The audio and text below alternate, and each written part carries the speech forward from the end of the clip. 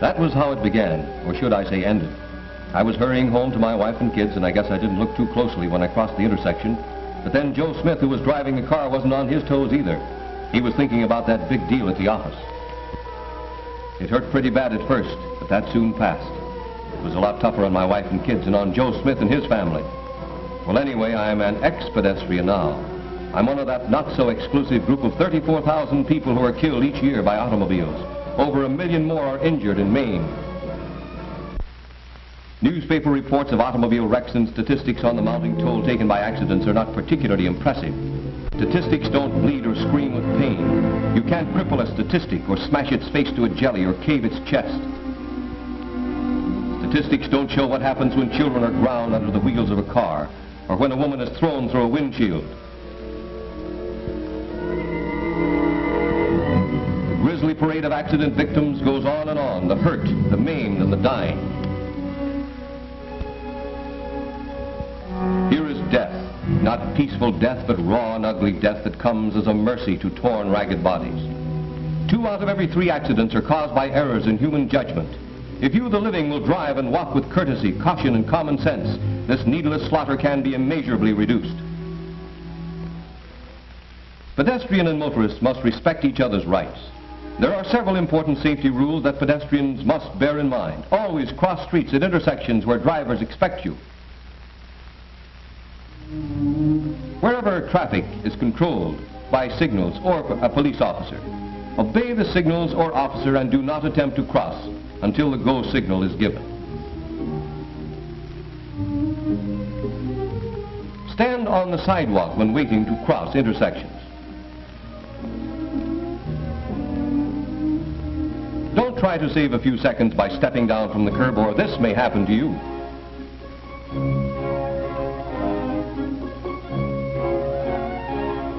Be extremely cautious when crossing intersections where there are no signals.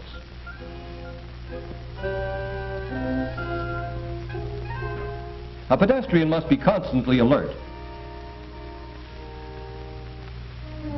Look to your left, to your right, and behind you. Being struck down from behind is one of the most frequent pedestrian accidents. The same precaution should be taken when crossing from the opposite direction. A car may be coming up the street behind you and turn into the street you are crossing.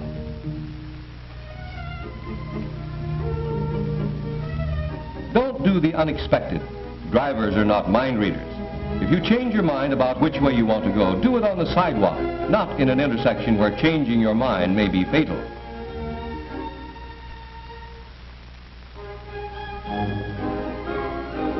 When you have determined it is safe to cross, do so quickly and with certainty. Don't loiter in intersections.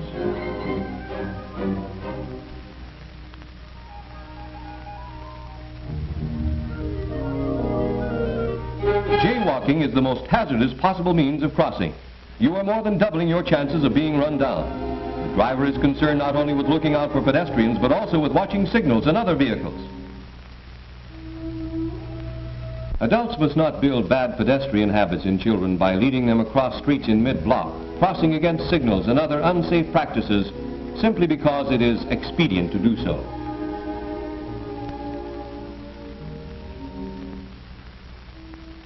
Traffic safety must be taught by word and action to our children as soon as they are able to walk. Many municipalities, in conjunction with schools, are doing excellent work along these lines.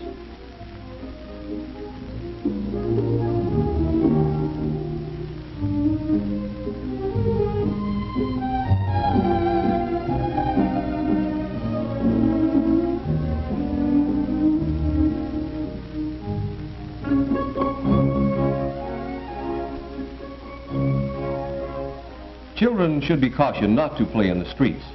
Last year, nearly 900 children were killed and several thousand injured.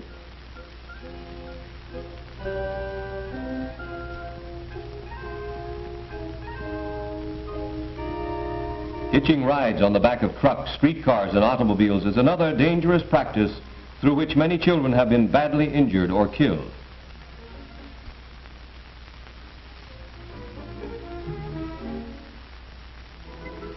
Blind spots where visibility is impaired for either motorist or pedestrian by other vehicles or similar obstructions are danger areas. When the motorist or pedestrian approaches a blind spot, they should proceed with caution. Safe visibility for pedestrian and motorist under these conditions is non-existent. Many states give the pedestrian right-of-way at crosswalks, but don't entirely rely on the motorist to look out for you. Look before you cross. Most pedestrian fatalities are caused by the pedestrian's own negligence. Crossing in front of a bus from which you have just alighted is generally surefire for a ride in an ambulance. Never get out of your car on the street side unless you are absolutely certain there are no cars approaching. Entering and leaving your car on the curbside is the safest practice.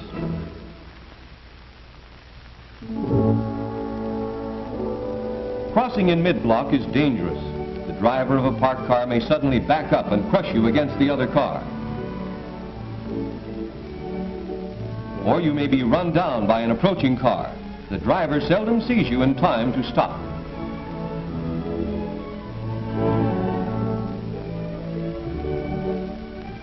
If you walk along roads or highways where there are no sidewalks, walk facing the flow of traffic so that you may see an approaching car and step off the roadway.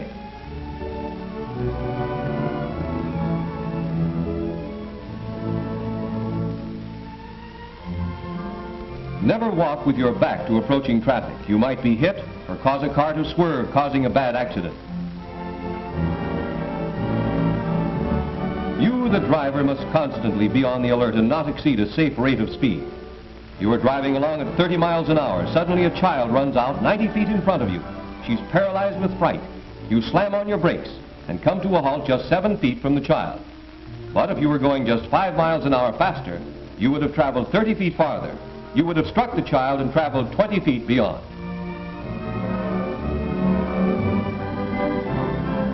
Fatalities among older people are high due to their slower reactions and their misjudging of distances traveled by vehicles. You, the motorist, must be especially cautious when handicapped persons or children are in or near the roadway. Their safety is your responsibility.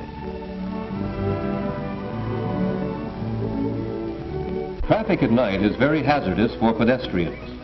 The pedestrian who steps out into the path of a car at night is suddenly splashed with what he feels to be brilliant illumination.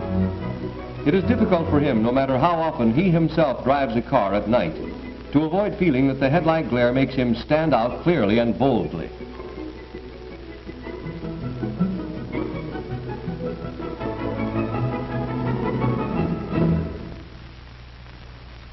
To the driver, the pedestrian illuminated by his headlights is just another object in the midst of 1,000 other such vague shapes. Dark or neutral colored clothes reflect very little light, so that it is almost impossible for a motorist to see a pedestrian until he is within a few feet of him. If, however, the pedestrian wears light-colored clothing or carries something that reflects light, like a newspaper, the driver can instantly see these spots of reflected light. The best rule for walking at night is consider yourself invisible and walk accordingly. And speaking of being invisible, that reminds me that my time is about up. But before I go, I thought you might like to know what happened to Joe Smith, the driver of the car that ran me down. Well, the court awarded my wife $50,000. Of course, Joe hasn't got that kind of money, so he'll have to pay some each month for a long, long time. It's tough. He has a family of his own, too. Well, I'll be seeing you.